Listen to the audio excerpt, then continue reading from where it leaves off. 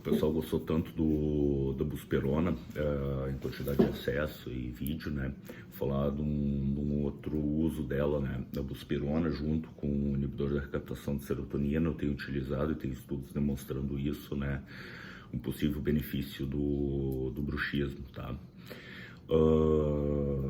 Eu vou ver, inclusive, a prevalência do bruxismo é maior, né, em crianças. Eu vou ver sobre a questão do uso em menor, até que idade é permitido o uso da buspirona, né, sendo uma boa alternativa para esses casos, né.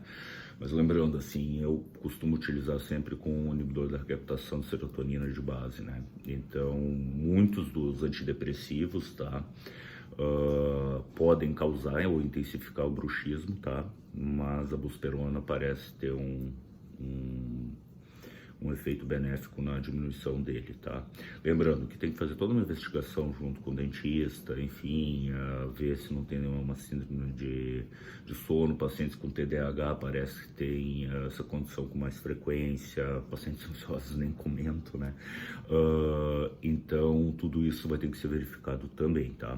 Então, a buspirona pode ter esse benefício adicional, né?